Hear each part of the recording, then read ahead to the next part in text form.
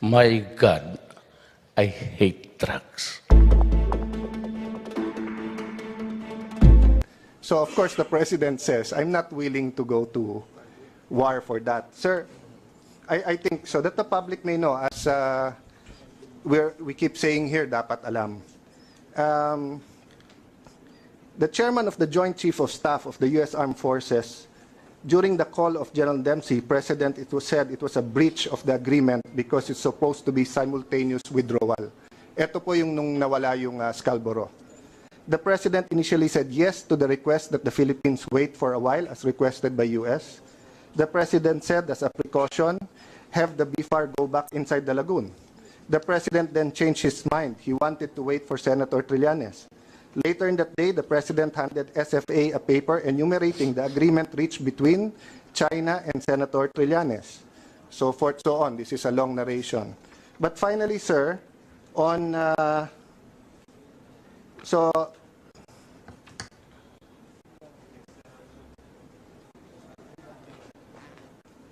So finally, sir, the next day, on the 19th of June,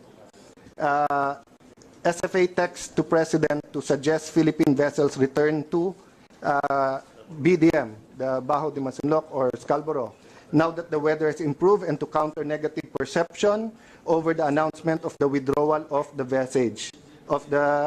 vessels. President sent SFA text of Senator Trillanes saying that Chinese urges patience as Chinese boats will be pulling out in the next few days.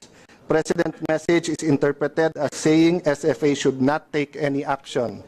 So later on, sir, so forth and go on. Finally, sir, the Aquino administration decided, let's just take this to the court of public opinion and not send the ship. So the difference lang po nung President Aquino, he did it quietly, then criticized China in public. President Duterte is talking to China as a sovereign equal, but telling the people honestly, if we send our ships to confront, the logical na pupuntahan po is at the very least a skirmish, hopefully not a war. And we're trying to avoid that, sir. Thank you for the answer, Secretary. Thank you. Mr. Chair, Wait. just a query to the document. Sige. Is it a public document, Mr. Secretary? No, sir. As I said, we have classified many of the documents, Yes, but because we have asked the President to declassify some Yes. because is it included? Sorry? The one that you read? Yes, sir. I would not read it unless I was given carte blanche what to reveal and not to we reveal. request for that copy, because if you read some portions of that, it might be misinterpreted. We want to see the document. We will complete it, sir. Thus, I will consult with the chairman. Okay, thank you, Mr. Chair, Mr. Chair, I think my last question was not yet answered. My last question was what policies should be legislated so that we are able to ensure that the national security decision-making process is made more effective. That is our job as legislators. Yes, sir. The structure of the, for example, the National Security Council right now is by executive issuances on how we are organized. So we have that organization now. We have a way of tackling the major problems, security problems, through the National Security Council. We also have by law the LEDAC, Legislative Executive Development Advisory Council. We want to go into that because by way of that, we could somehow facilitate the crafting of laws. Among the laws that are on top of our priorities would be the National Defense Act, because we have to amend that. It's a 1935 document. Let me just ask this.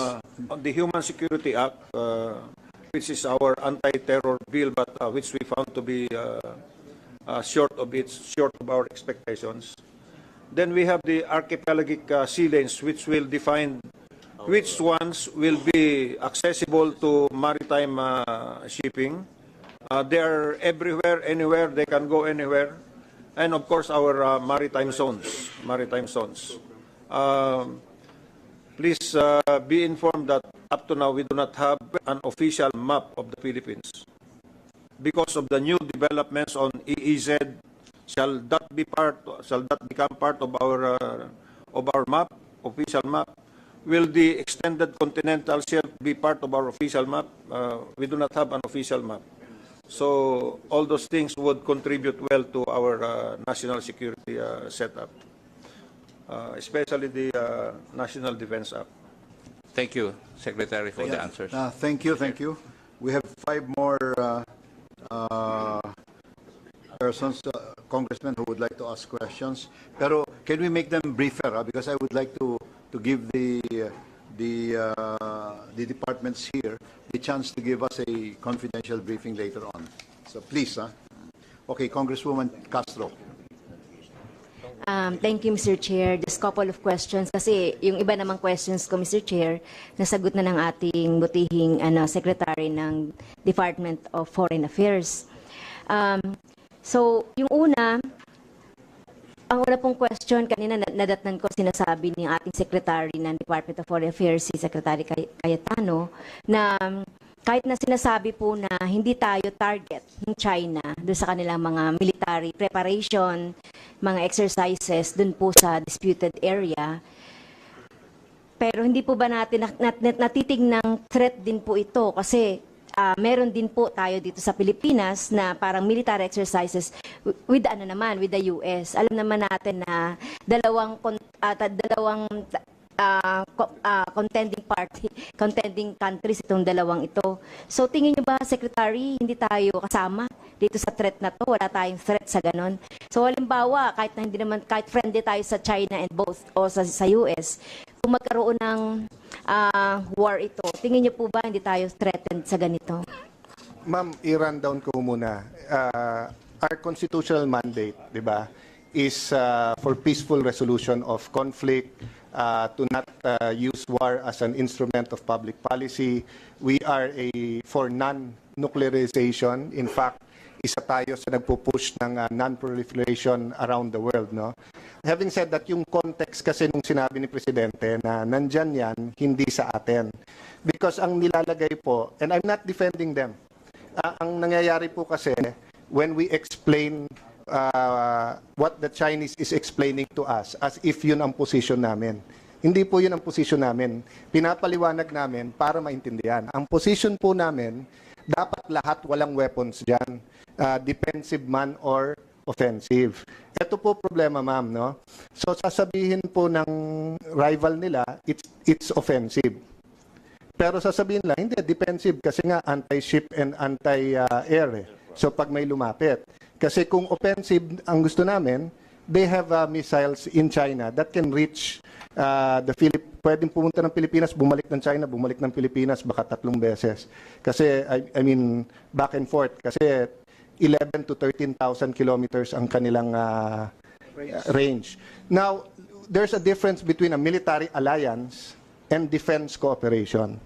So the President has guaranteed that he is not at this time entertaining any more alliances. And he is still strengthening the alliance with the US. We have a visiting forces agreement also with Australia. Then we have an MOU or defense cooperation with Japan. Having said that, ma'am, may defense cooperation tayo ngayon with China and Russia. So, yung konteksto po na sinasabi ni Presidente na hindi tayo target, tinuturo niya lang na may regional rivalries kaya sila nag-uunahan. Kaya sa tanong din, sir, ma'am, ni Congressman Acop, despite all the planning and everything, parang North Korea yan Until the top contenders, China, North Korea, US, no, Japan, sit down, hindi ito masosolve So I can sit down with my counterpart every day for 365 days. Papaliwalagan lang kami, no? But if we sit down with ASEAN, US, and its allies, China, there can come. So ma'am, wala pong talk talaga na okay lang yan o sige lang maglagay kayo. Ang sinasabi lang ni Presidente, di ba, nandyan and this is the paliwanag. So for example, the bombers ng US, there were bombers with nuclear capability that flew in the same area where the Chinese bombers. Pero hindi natin sinasabing threat sa atin because alay natin yung US.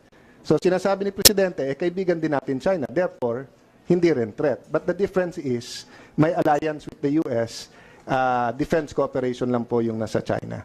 Okay.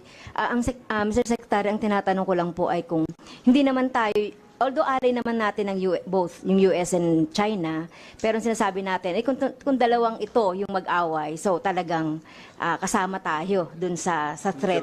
But anyway, meron po ba tayong kasi, ilan po ba, Mr. Secretary of Defense, Secretary Lorenzana, yung mga nagpapatrol na mga US na mga bombers na malapit doon, ilan po ba yon meron po ba tayong data noon? O mamaya na yon sa executive? Mamaya na po yon sa executive. Meron naman. Meron. Yeah, we can answer that later. Okay. Natutuwa ako na Mr. Secretary, no, dun sa sinasabi niyong meron naman pala tayong diplomatic protest. Although hindi naman natin sinasabing kung common nagpo-protesta tayo, we are inviting war. In fact, hindi naman sinasabi siguro ng mga mamamayan yan, nagugulat lang kami sa mga pronouncement ni Presidente na talagang sinasabi niya na, kasi parang nakakalungkot sa mamamayan na very aggressive ang China and yet wala tayong ginagawa. And good to hear from you, Mr. Secretary Cayetano, na meron naman pala tayong ginagawa. Ito po yung mga concessions na nakukuha natin, bagamat sa atin yung territory, yung sinasabi niya nakakapag-fish tayo, tentative, yung meron tayong fish agreement, and others. Mr. Secretary, ang China kasi masyadong parang aggressive. Ano na po ba as country, tayo po, ano na po yung meron tayo na pwede nating pang-leverage naman sa China just in case? Ano yung pwede nating sa kanila? Ma'am, pasensya na po kayo sa sagot ko pero sasagutin ko kayo sa lengguwahe ng basketball. Puso. Kumbaga sa basketball po, mas matangkad sila, mas masustansya kinakain nila, mas mahal ang coach nila, yung coliseum nila en grande, pero tayo puso. So, of course, international law, and of course, alam niyo po ang China, despite their success, they have to have a peaceful neighborhood. No. And they won't have a peaceful neighborhood kung nag-aaway tayo because they can't ignore us as a big country. And we cannot also ignore them. No? So, it's hard, ma'am, to find a balancing, but we just have to build trust going there. Ma'am, yung kay Presidente kasi konteksto talaga and ang dami kong pinapakita sa UN, sa EU, pati po yung ng Iceland. Hindi nila nakikita yung buong statement ni Presidente. Unless panoorin mo sa Facebook Live, kung titiisin mo ng mga 1-2 oras mo papanoorin. Pero kung hindi, yung lumalabas kasi sa media are the sound bites and the highlights that not necessarily reflect yung context ng gusto niyang sabihin. I'm not blaming the media. I mean, di naman pwede yung buong dyaryo, isang speech lang ni Presidente, di ba? So, but I'm just saying, that's the fact sa nangyayaring ganon. So ngayon, ma'am, it's really the goodwill. China is enjoying the good relations with the Philippines. Nakaka-focus sila sa Belt and Road, kaka-focus sila sa negotiations nila sa trade war, potential trade war with the US. Meron silang boundary dispute with India. Just like us, so marami silang problema. So if we're one less problem, that's good for them. Tayo naman po, marami din tayong problema. Paano isolve yung problema sa South, poverty, rising prices, etc. No? So we're doing that. We have a problem also with Malaysia and Vietnam, but we don't call it aggressive kasi usap ng usap. Dumating na sa point, we reached the point where the Vietnamese, the Malaysians, and the Filipinos trust each other immensely. We have to reach that point also with the Chinese. Kung question, Mr. Chair, sabi niyo po kanina yung solution dun sa mga disputed areas po natin with different countries in Asia ay magaganap naman po yan ng maayos kung lahat nitong mga countries na to ay mag-uusap. Meron na po ba tayong schedule? Halimbawa, isang ASEAN meeting para po dito? Ma'am, may dalawang klase. Yung pong ASEAN, at saka meron po itong mga, what they call the ARF and there are ASEAN-led mechanisms. Buti na lang nandito yung head ng ASEAN. No? katulad ng AES, the East Asia Summit. Meron din yung ARF, di ba? ASEAN Regional Forum. Doon po, world leaders nandun, kaya last year nandito. Ang problema po, yung iba yung usapan diplomats na nagbabasahan ng stand na slowly umuusad towards the objective, at iba yung high-level summits like what is expected in North Korea. So we're planting the seed ho, but we're just being honest that no matter how noisy we are at kahit awayin natin lahat, there has to be a high-level summit including regional players and non-regional players, and the superpowers have to not have a Cold War mentality and realize that we live in a multipolar world. But ma'am, that is easier said than done because all of them will claim national security and will claim that the other is a threat. So it's not that easy po. Yun ang sinasabi ni Presidente na huwag tayong makigulo sa away ng mga higante. Ang asikasuhin natin, sarili natin. No? And it's not a perfect statement, ma'am. But it's guidance sa amin kung anong uunahin. Thank you, Mr. Secretary. Thank you, Mr. Chair. Thank you. Let's go to Congressman Batawil. Lapit na to, dalawa na lang ang susunod. Thank you, Mr. Chair. I have heard enough, and mine will be very, very short manifestation. I just want to thank the Armed Forces of the Philippines for including me in that historic visit to the Philippine Rise. It's my second, actually. No, the first one was when I joined them during the planting of the Philippine flag last June 12, 2017. And the second one was when we launched the research group. Yes, and those are very historic moment. And we would like to pursue those initiatives by way of updating us on the development of those initiatives that we have launched. No? And I also had the chance to visit the Calayan last 2008. That was one of my last acts before I retired. And I saw the need for that area to be developed really. And I would like to commend the Armed Forces for doing the development projects now, because that runway, hopefully when extended, will be able to accommodate more aircraft. Kasi when we landed there, eksakto, ang galing ng pilot, sir. Pagdating doon sa dulo, preno. Pag hindi, tatob ka. So, I really salute our Filipino pilots. No? And then we saw there the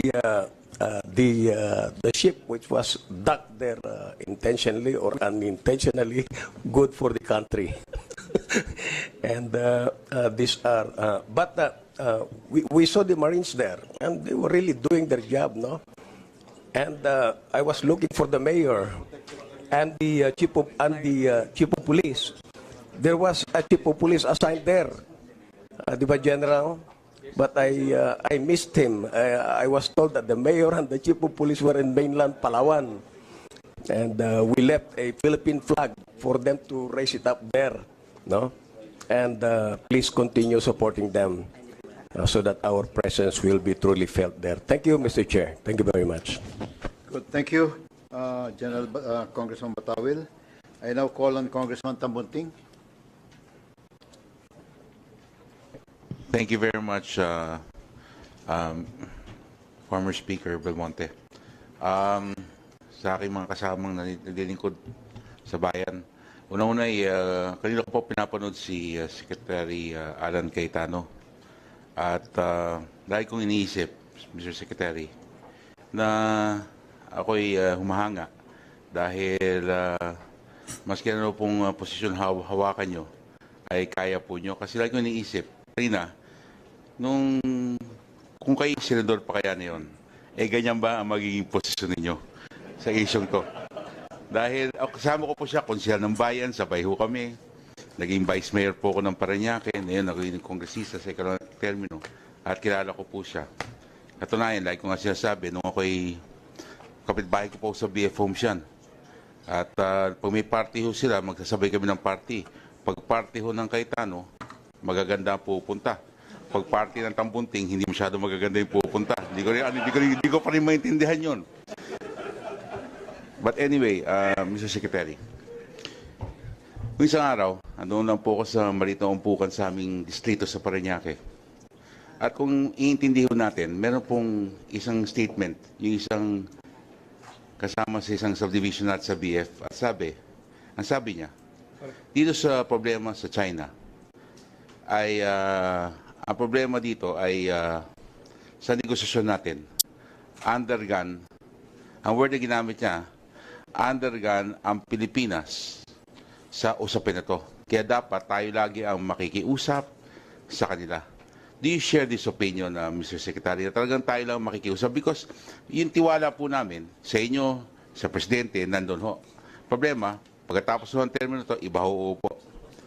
Pwede nila dumating ang sitwasyon na kalimutan na lahat ng usapin to at pahirapan ulit na yung mga sinasabi nyo, mga pakinabang natin sa negosyo na ginawa ninyo. Totoo bang tayo pa talaga ang nakikiusap lagi? Dahil sila, kung gusto nila kukunin na, tapos tayo ang makikiusap dahil katulad halimbawa yung basketball kanina. Kung iisipin po natin, talagang parang nasa dihado talaga tayo sa usapin. At tayo talaga makikiusap dito sa problemang to. First of all, thank you for the kind words. But marami din magaganda pumupunta sa party mo. Ayaw mo lang ipakilala sa amin. So, thank you. Thank you. Pasensya na po kayo kasi may hugot po kami. Oo, meron. Dahil nung teenager po kami, pag hindi sa Dasma o sa Forbes Park o sa Yalalbang yung party, ayaw pumupunta sa Parañaque. Correct. But ngayon po, ang Parañaque, isa na sa pinakamasiglat at mayaman na syudad. Kaya proud tayo sa mga party natin. Correct. Having said that, sir, when you say outgunned, if you say are they richer, yes. If you say do they have more military capability, yes. Are there more Chinese than Filipinos? 10 times yes. More, yes. No? When we say outgunned, sir, if it's a tale of the tape, no, kumbaga kay Manny Pacquiao, di ba? Mas mahaba reach nila, mas batas, ganyan. But hindi po ganon kasi each country has their national interest at may kailangan din. So meaning, alam din ng China also knows that to be a great nation, you have to be a good neighbor. And it takes two to tango. And in this case, it takes more to party. No, it takes all of your neighbors. So the problem is, pag mag-away tayo ng China, they might get the better of us, whether in economics, di ba? Kasi they can buy and sell to more countries than we can. Baka malugi tayo sa tourist. During the last administration, Thailand got 8 to 10 million Chinese tourists spending an average of $1,000 on shopping. We got 500,000. Now we already have more than 1 million in the first year ni Presidente, and a target nila is 1.5 to 2 million tourists. No? But having said that nga po, it's also into their interest that we get along. And, you know, when we started talking, yun kagad ang sinabi nila, sovereign equality. So, kung may pakiusapan in the sense ng as you get closer, meron. Pero it's mutual. And the talks are usually very formal. But as you get to know people, then you can explain the position more clearly. Diba? So if they say they want this, pero ganito ganyan, O to sabihin na there's pressure from this, pressure from tayo din, di ba?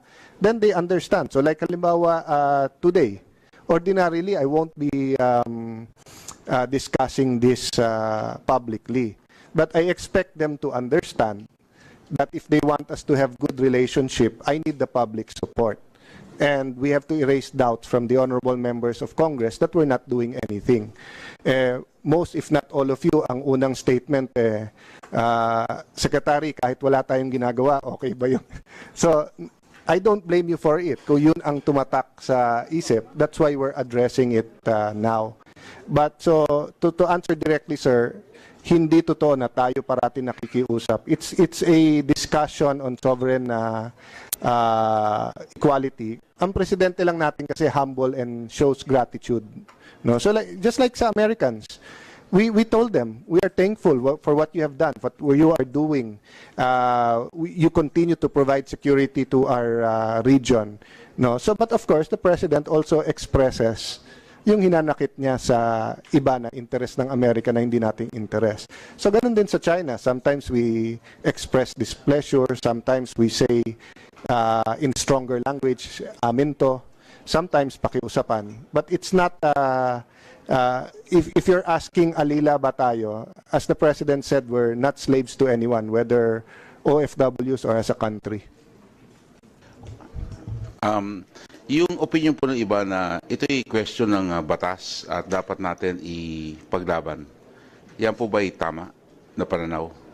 Tama po, pero ang dynamics iba eh. Pinapalabas po kasi ng mga kritiko na may enforcement mechanism. So kung nag-aaway po tayo sa lupa, kung saan tayo magpa-party pareho, at sabihin ng Paranaque RTC sa iyo yan, may sheriff po kasi yun eh. Dito po wala. No? And yung mga kaalyado natin na meron singlakas na military do not get involved in territorial disputes. But even if they did, we don't want war. No? So, yes, the reality is we have to deal with international law. But compared sa mga boundaries sa lupa, relatively new eh. Ang UNCLOS is 1982, di ba? Oh, so... Yes. So relatively new. So yes to the law, but we're at the beginning of legal systems, and there are varying. I'll give you an example, sir. No, when we signed UNCLOS, final natin sa UN na we're not giving up our boundaries of the Treaty of Paris. You know who filed an objection? Who? The US, because excessive daw claims natin at hindi daw boundary yon. It was just meant as a delineation. When they, even if we got the territory from them. So makikita nyo po, iba-iba yung interest, iba-iba yung stand. Of course, the Americans tell me, ang layo naman yon sa claim ng China, yung 70 or 80%, which we admit. But between the US interest, the Philippine interest, and Chinese interest, magkakaiba talaga. Ang interest ng US, yung freedom of navigation, yung no excessive claims, etc., etc. Ang China, they say 9-dash line, but obviously economic and security is also their interest.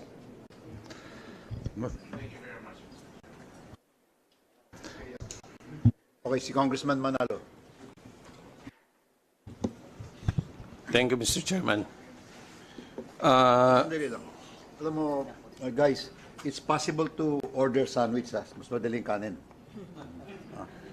Kesa yung isa. So, dito, okay lang as we go along. Anyway, as of now, this is the last queries itong galing kay Congressman Manalo.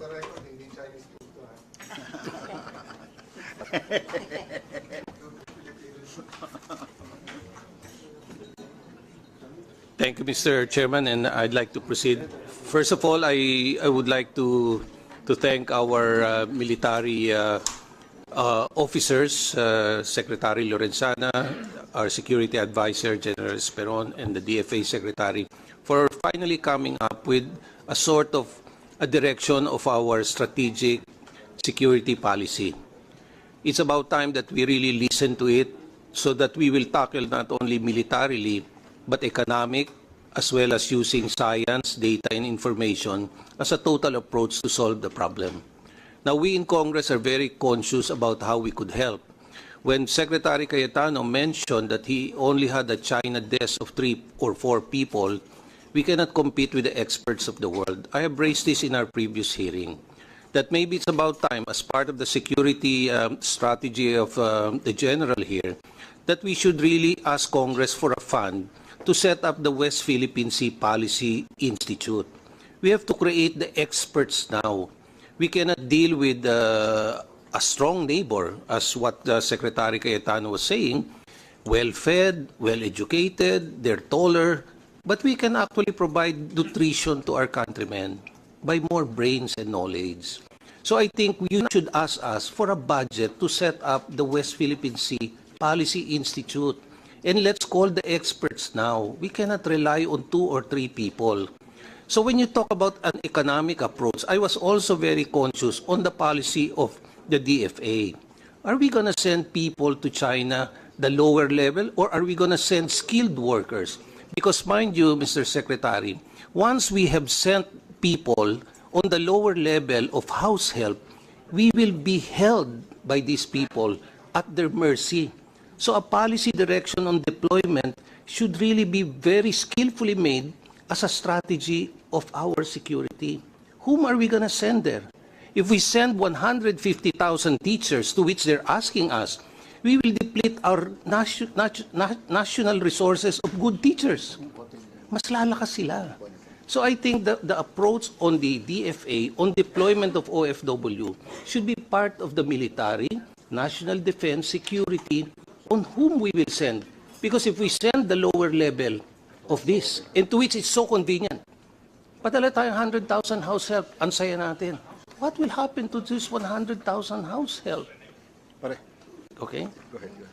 And I think... Excuse me. General, pakibasa mo. So, Sorry. yeah.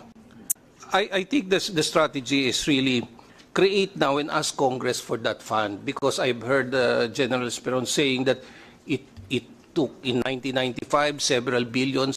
Let's ask for the money, because all-time high ho ang believe sa inyo ngayon eh. We have to believe in our institutions.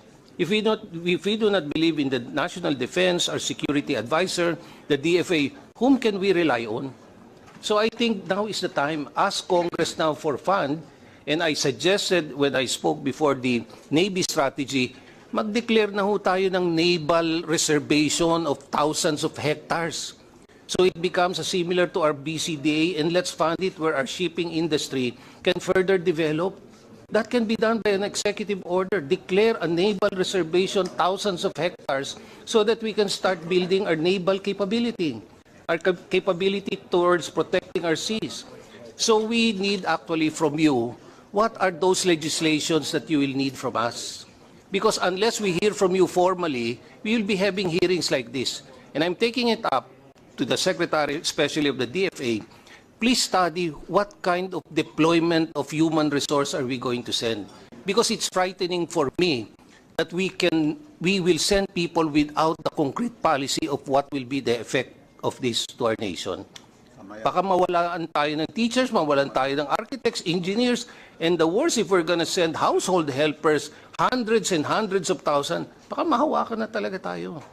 So I think that policy should be examined. And maybe as a last... I agree entirely with that. And maybe as a last comment and maybe suggestion, there is also a one China policy now. But we have 160,000 workers in Taiwan. What are we going to do? If we're negotiating economically with them, I think, Mr. Secretary, these should be treated on the balance, as you've said, treat it as an economic security issue. 160,000 workers in Taiwan, all well paid and well taken care of, better paid. What will we do if our friends tell us, or our friend tell us, don't deal with them? I think we should ask them. These are the basic questions of balancing. So I only would like to suggest and to hear from you, maybe in the next hearing or possible legislation to this committee, let's set up the West Philippine Sea Policy Institute and fund it well so that we can have the experts necessary to defend our country when it comes to negotiation, policy, economically, and militarily. So it becomes a wholesome approach. Thank you, Mr. Chairman. Mr. Chairman, Mr. Speaker, first I'd like to thank Congressman Manalo, who is helping and has helped us in specific cases, and is also helping us in the direction sa mga OFWs natin na mga marino. No?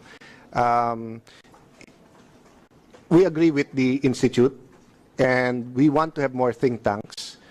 Our suggestion is it be set up like PIDS, that it's independent but attached, just so that maganda yung coordination. As far, sir, as the labor agreement with China, we don't have a labor agreement yet. What we have is a teacher exchange agreement, 2,000 per year for 3 years. So it's a testing pa lang, sir, but we'll take into consideration yung sinabi nyo. But one benefit kasi of China possibly opening up, there are places around the world na harsh pa rin talaga sa ating OFWs. So tama din naman po kayo, sir, di ba, na if we have a lot of OFWs there, it affects our diplomacy, because it's one of the pillars of our diplomacy is overseas Filipino, no? But I just came back from Moscow also before going to Hawaii, and the Foreign Minister Lavrov is very open to a labor agreement also. At doon mas marami tayong professionals. So my last point on that, we're asking the President to put up some kind of action group or task force or like a cluster for OFWs. Kasi abroad, sir, as you know, may one country, one team eh. So lahat, parang tatay o nanay yung ambassador. So trade attaché, yung DAFA, yung defense attaché, di ba? Sa pagdating sa Pilipinas, di ba, iba yung Marina, iba yung TESDA, iba yung OWA, POEA, iba yung OMWA under DFA. So although iba yun at hindi natin maiiwasan, if you pass the law for the one-stop shop for the ease of business, dapat meron din ease of assistance to OFWs. And we're working on that, sir. Directive ng ating Pangulo yun sa atin. Mr. Chairman, just a follow-through. Under RA 122, which is actually our Migrants Workers Act, Mr. Secretary, government cannot do this alone, even if we create a one-stop shop. The partnership of deployment comes with our recruitment companies and demanding agencies. This, I think, is the building of the relationship. So when we go and explore countries or opportunities of bilateral agreements or workforce, bring the private sector immediately, because they're the ones who will test, and they will be the ones who can choose the right employment. But right now, the government treats them as an opponent. We don't treat them as partners. I asked them, ang ISO, how do you get a visa in other countries? Once you follow all the requirements, at the end of the day, the visa will be issued. In our government, in-interview mo na, sasabi mo, bumalik ka. I think the ease of doing business is involving now our partnership with the recruitment, because these are the intelligence network that we will have. These recruitment companies and manning agencies, when I talk about shipping, they're the ones who explore the shipping companies. They know the capability. They know which country that will give them better terms. So if they're not involved in our negotiations, and I think you've given us a very good opening, once you open an opportunity, bring the private sector. Let's not be afraid of them. Let them make money for themselves, because that's economic business. Ang attitude natin, mga mayaman yan, tayo-tayo. Government cannot do it alone, Mr. Secretary. Just open it up for them and make that as your policy for foreign service, na ang ating deployment, partner talaga natin ang private sector. That will be essential, because that's already a law. We agree, Congressman, and when we last met, we said that we should meet monthly, informally, with Secretary Bello and other relevant agents. Siguro we should do that. Para it's an informal technical working group na rin. Marami pa ho, sir, talagang kailangan gawin for the OFWs. Mr. Chair, can I...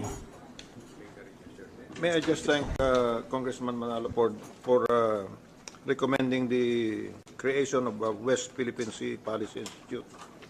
May I just inform also the chairman and the members of the committee that in crafting the national security strategy and national security policy, We also engage organizations like the Philippine Council for Foreign Relations, the Association of General and Flag Officers, the National Defense College of the Philippines, and of course the Foreign Service Institute. We have the Center for Integrative Development Studies at the University of the Philippines. We have the Katipunan Conference that brings together people that are dealing with security, and so many others. We also have Protect. We have some university-based consultants also. But for sure, it would help if we could have this West Philippine Sea Policy Institute, whether as part of the FSI or as an independent. I think even right now, all of us can agree on that. See, and we can that can already be a recommendation of ours to the plenary. We'll just word it in consultation with you. Because I agree 100% with that. And all the features as described here. So all of us, members of this committee, we can already adopt that. And we'll draft it with the help of your help and so forth. Yan, that's our first agreement. Now let's see. One more. Yes, Congressman Go. At this stage, after Congressman Go, we would like the public to leave so that we can go into an executive session. And when we go into an executive session naman, please, I'm calling upon our members not to go out and discuss it openly outside. At para namang hindi closed door yung session na yun. No? So yan ang ating agreement among ourselves. And I think the resolution that is pending here also of Congressman Biazon, I think that's wala namang problema yan. This is urging the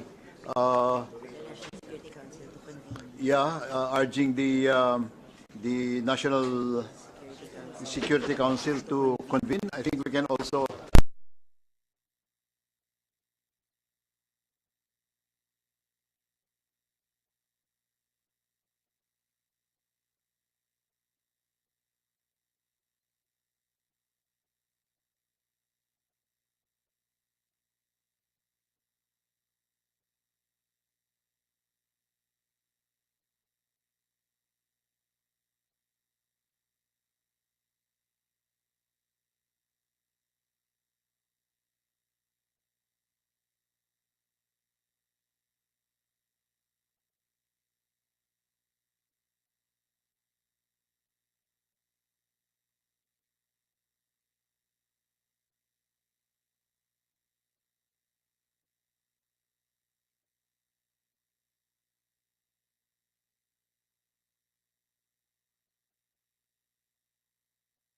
Council, and who will be the key players in this meeting, and what do the people expect from the Security Council meeting if it will be conducted very soon? Mr. Chair. Mr. Chair, first for the record, just like Special Assistant to the President Bongo, Congressman Go is a Philippine congressman, not a Chinese congressman, just with a Chinese name, Go. Thank you for that question, sir.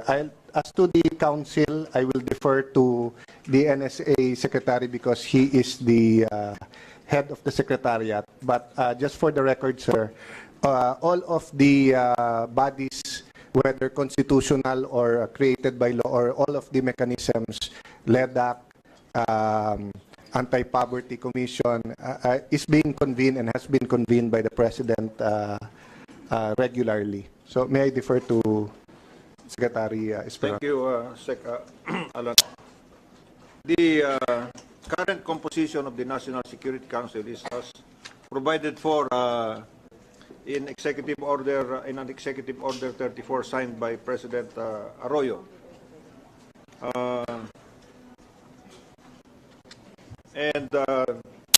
From Congress, we have the Speaker of the House as a member, and the committees on Foreign Affairs, Defense,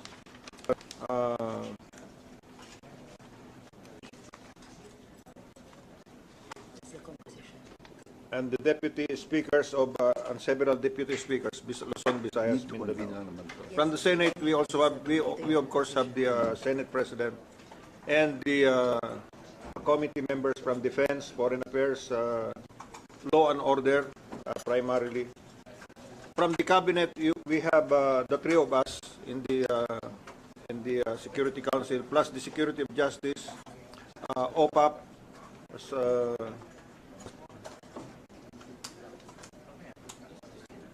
Justice, OPAP, the ILG, and others which the President may call, including, of course, Secretary of Finance.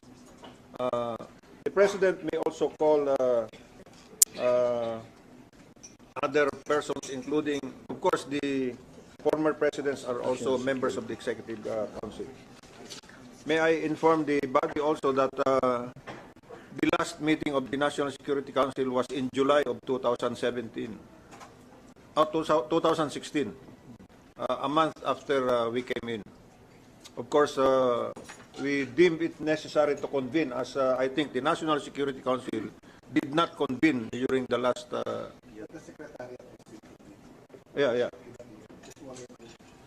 But aside from the National Security Council, there is also what we call the National Security Council Executive Committee, composed of members of the Cabinet, which the President may convene from time to time. We have convened 5 times already. There is also another group which convenes, and we call it the Security, Justice, and Peace Cluster, chaired by the Secretary of Defense. I provide the secretariat for that. Kaming tatlo, primary members pa rin doon. Then, down the line, we have the National Intelligence Board, which I chair, involving undersecretaries of concerned departments.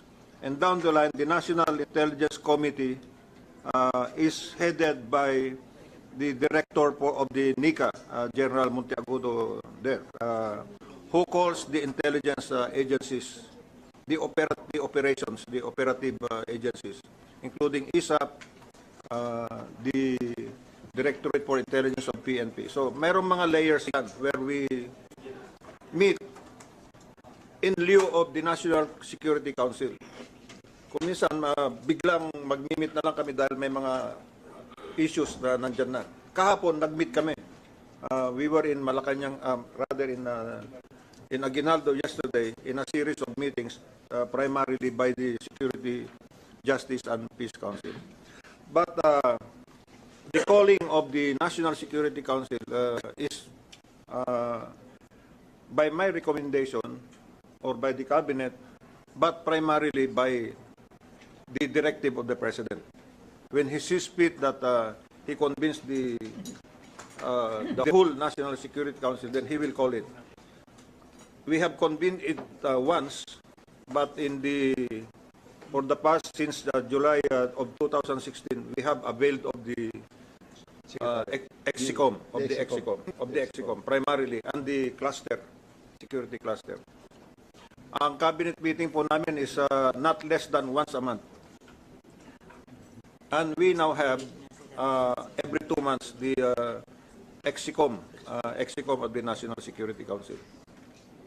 Thank you. Mr. Chair. Mr. Chairman. I was the one. Meron ka pa, pare? Okay. I was the one who asked the first question. Can I have the last? Mr. Chairman. Very short. Mr. Chair. Oh, last. Do I have the authority for the chair? Yeah. Okay, this is in relevance to Congressman Manalo concerning the deployment of overseas contract workers. And it is always my philosophy, and I've been always talking about this, that the biggest asset this country has is its human resource. So the more we export, as they say, human resource, let's say, to any part of the world, and for this cause, like China, is actually an advantage for us, especially if we talk about teachers, because the Filipino philosophy of doing things can be inculcated or indoctrinated, better said, to the constituents coming in those countries to be able to let them understand how us Filipinos think about negotiation, about peace, about our philosophy of doing things, that we don't want war. What we want all the time is having a good relationship and maybe eventually to be able to exchange good things for the betterment of both countries. That's why before maybe we deploy them, there should be some sort of a briefing that is we're going to give to the people or to the overseas contract workers, so they would bring the philosophy, our philosophy, the philosophy, our way of thinking, so we can inculcate the up-and-coming, let's say, if you talk about China, the up-and-coming Chinese, or Chinese leaders for that matter. If you talk about other countries, it would be the same. So what is important is the mindset that we can inculcate in the up-and-coming, let's say, leaders of the different countries of this world, that how a Filipino thinks, how a Filipino feels. So we will be able to inculcate in them the culture that we have here, which is practically the envy of the world. Because we are very resilient, we are very patient, and above all, we can give the best service that is available, that can be given. Thank you very much. Mr. Chair, a very short reply to that, Mr. Chair. So, Chair, I would just like to point out, that's why we've been saying these are all related. Economics, tourism, defense, the West Philippine Sea. They're all related. We cannot just say, let's treat China this way and then ignore the others. Having said that, may I reach out? No? I've said this in the committee, and I remember Congressman Cuangco and former Speaker Belmonte asked me last time we were here last year, are we willing to meet up like with now acting Chief Justice Carpio? We're open, sir. So if Congressman Alejandro, some of the other experts on the law of the seas, Secretary Del Rosario, I've seen him a lot of times and I've assured him, you know, if you want to set up a quarterly or a meet and we can ask, you know, we can disagree, but at least we're discussing the issue because, Mr. Chairman, ongoing to eh. Kaya hindi pa namin ma-declare na totally successful yung ating strategy because ongoing po. That's why we use the words gains. There are a lot of gains and we want to build on those gains. And that's why we're not judging the Aquino strategy because he had to make certain decisions at certain point in times na mahirap naman siya i-second guess just because we have the benefit of hindsight. But we just go back to that because we're analyzing that now. In the same way that President Aquino analyzed the moves of President Arroyo and tried to avoid if there was any mistakes and tried to repeat kung may tama. So anyway, Mr. Chair, I just want to use this committee because you've been so gracious to us to reach out that the cluster, the cabinet members, those dealing with the West Philippine Sea is more than open to have private discussions to move forward our ideas on this. Mr. Chairman.